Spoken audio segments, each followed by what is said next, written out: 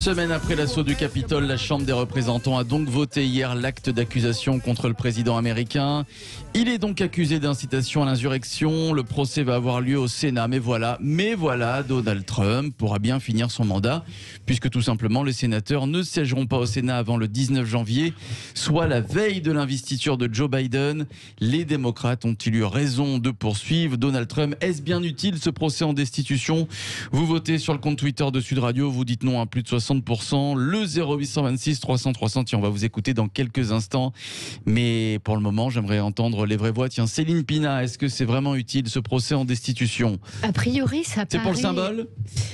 Alors peut-être pas que pour le symbole. Je pense qu'il y a aussi une forte animosité avec Nancy Pelosi qui a dû, à mon avis, avaler énormément de couleuvres sans les mâcher et qui voit peut-être l'occasion de rendre la monnaie de sa pièce. Ce qu'on dit beaucoup, c'est qu'en fait, derrière cette procédure d'impeachment, ça permettrait d'ouvrir... Alors malheureusement, il faut une majorité extrêmement forte, plus qu'une majorité même.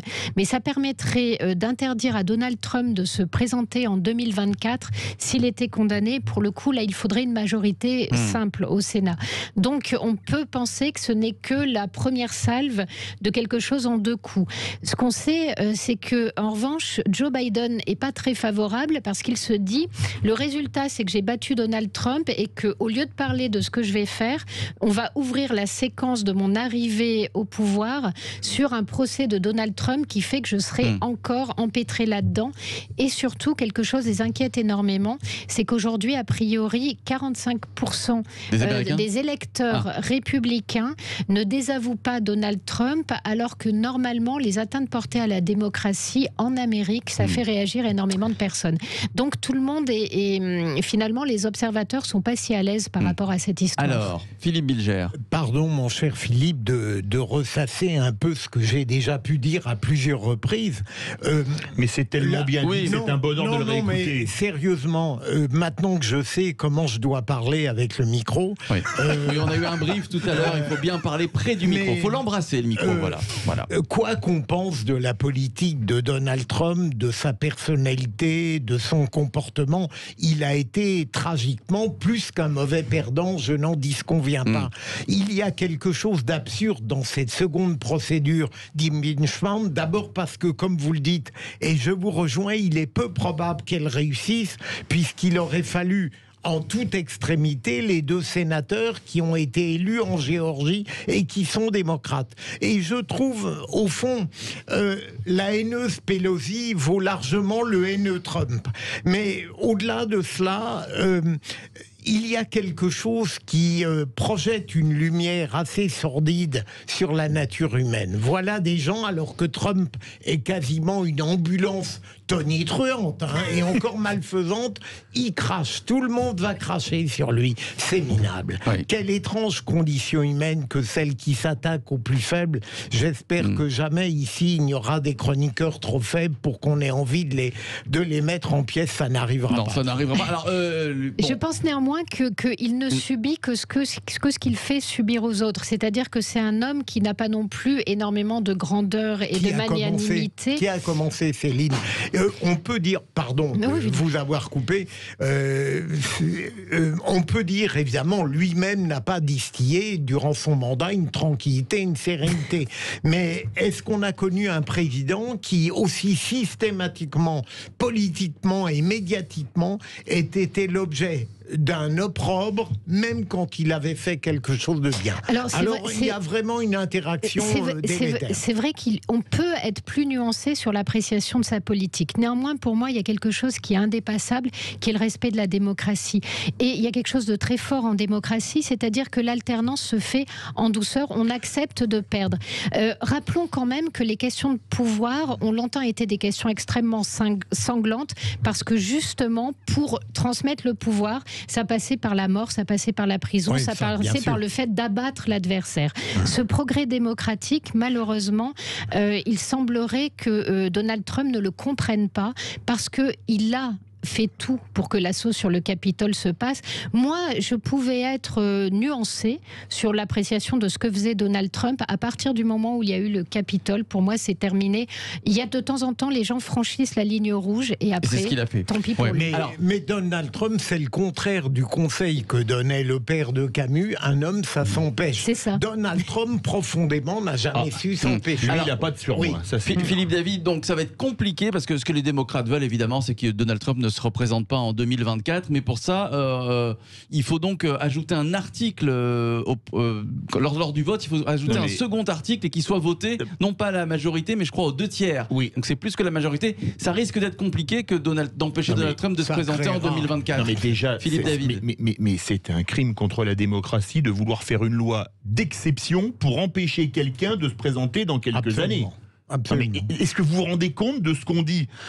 Ça me rappelle en Italie où les membres de la famille royale n'avaient pas le droit de revenir en Italie après la Seconde Guerre mondiale, alors qu'ils étaient là avant Mussolini, soit dit en passant, mais les membres de la famille royale italienne n'avaient pas le droit de se rendre sur le territoire italien, ce qui était une aberration. Vous voyez ce que je veux dire? C'est comme si on disait en France que les descendants des rois de France n'avaient plus le droit de mettre les pieds en territoire français. Là, vous faites une loi d'exception pour interdire à quelqu'un qui a quand même près de 80 ans, d'être candidat dans 4 ans. Mais où va-t-on? Bientôt, on va pouvoir vous faire... Alors tiens, vous avez été élu sénateur, député. Bon bah écoutez, vous avez des idées qui plaisent pas, on va faire voter une loi pour vous interdire d'être candidat à la primaire pour la prochaine présidentielle. Mais de qui se moque-t-on? Précisément parce qu'il a encore des soutiens forts. Oui, en fait, et qui risque de créer son propre parti, Donald Trump. C'est ça ce qui inquiète les Républicains. En démocratie, quelqu'un qui tente un coup d'État, qu'on l'arrête, me semble pas choquant. En revanche, ce qui est problématique aujourd'hui, c'est qu'il va falloir le prouver. Et entre ce qu'on sait et le fait de le prouver, c'est un petit peu plus compliqué. Et la deuxième chose, c'est qu'il a des partisans. Il a des partisans qui sont des extrémistes et qui, à mon avis, seraient rendus fous par ce type de décision. Et aujourd'hui, je suis pas sûre qu'on les contrôle. Et surtout, ma chère Céline, il faudrait démontrer qu'il a fait une tentative de coup d'État, ce qui est rien moins. Il n'a fait qu'exciter des cinglés. Voilà. Thierry Dutarn est avec nous. J'aimerais qu'on accueille Thierry au 0826 300 300. Bonsoir. Oui, bonsoir. Bonsoir à vous Thierry, bienvenue dans Les Vraies Voix. Quelle énergie, bravo. Eh oui. Mon cher Thierry, alors qu'est-ce que vous répondez à notre question? Est-ce que les démocrates ont raison de poursuivre Donald Trump? Est-ce que c'est utile, ce procès en destitution, alors qu'il va finir son mandat, le président américain? Alors pour moi, il y a deux analyses. Sans être spécialiste de la politique américaine, la première analyse, c'est effectivement un coup d'épée dans l'eau parce que on va monter contre le nouveau gouvernement toute une majorité qui se sont montrés très virulents vis-à-vis du Congrès. Donc on va monter un peuple contre un autre peuple. Oui. Ça, c'est une première approche. Après, il ne faut pas oublier qu'en politique, on n'accepte pas les coups bas.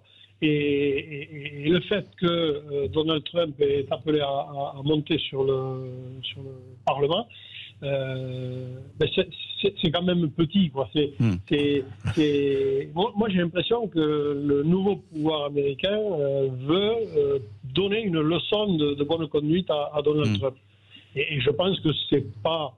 Alors, est-ce que c'était pas une expression, ça, marcher sur le Capitole, voilà, dans l'énergie, dans l'enthousiasme, marcher sur le Capitole? Est-ce que l'imaginait vraiment Non, il l'a fait sciemment. Il l'a fait sciemment. C'est à peu près pareil que, vous savez, sur l'histoire de Samuel Paty, quand à un moment donné, vous prenez des gens et vous leur dites, mais à partir du moment où vous vous adressez à des personnes radicalisées qui sont prêts à passer à l'acte, vous êtes comptable de toute l'excitation que vous leur donnez, parce que vous savez qu'il y a des chances pour qu'ils agissent. Et là, c'était des QAnon.